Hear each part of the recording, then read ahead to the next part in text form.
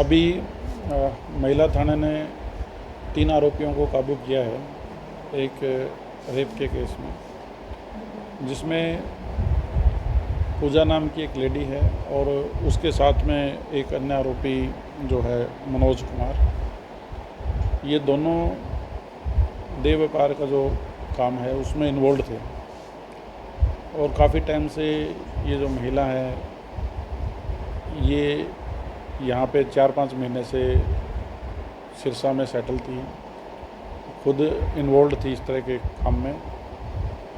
इसने इस काम के अंदर जो नाबालिग लड़कियां हैं उनको टारगेट करके उनका मिसयूज़ करने की कोशिश की है और मिसयूज़ किया है। बल्कि इस संबंध में हमने मुकदमा दर्ज किया था और उस मुकदमे की जो इन्वेस्टिगेशन के दौरान SHO महिला पुलिस स्टेशन है, इन्होंने बहुत बढ़िया काम किया।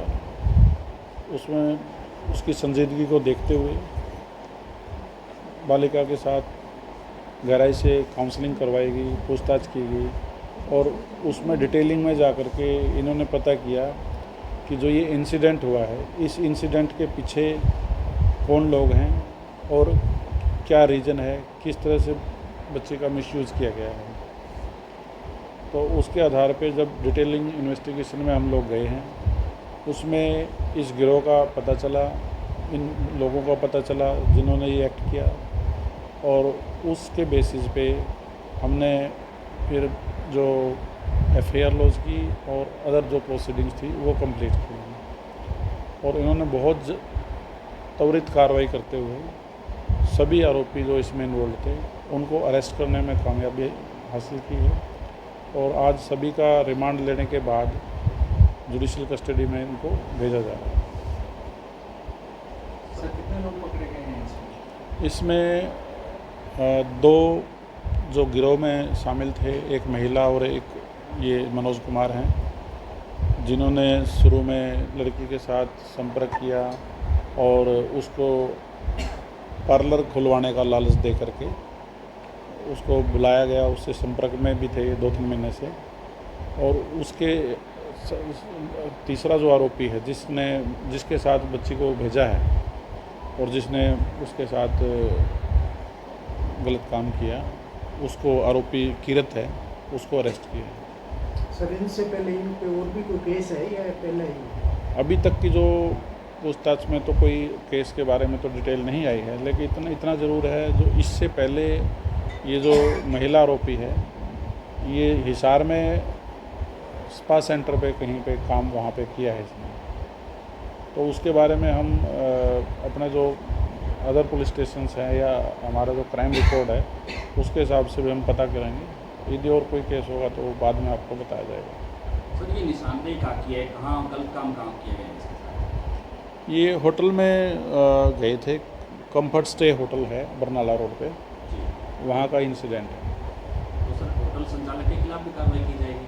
अभी नाबालिग लड़की के साथ किस तरह से अभी वो देखने वाली बात है कि वहाँ पे होटल में ये किस तरह से वहाँ पे CCTV फुटेज वगैरह, एक्ट एंड कंडक्ट, जो सारी चीज़ें, यदि किसी की कोई एक्टिव इन्वॉल्वमेंट होगी या कोई किसी तरह का असिस्टेंस होगा तो उस पर ज़रूर कार्रवाई की जाएगी। वो इन्वेस्टिगेशन का पार्ट है, हम उसको देख रहे हैं। सर, प्राइमरी इन्फॉर्मेशन में क्या पता लग पाया, क्या सिर्फ एक ही ये बालिका इनके साथ टच में थी या अन्य बालिकाओं को भी ये अपने जीवन में बसाने की कोशिश में थे? अभी ये इन्वेस्टिगेशन में आया कि 3-4 महीने के अंदर ही ये यहाँ पे सेटल हुई है, पिछले 4-5 महीने में सेटल हुई है यहाँ पे।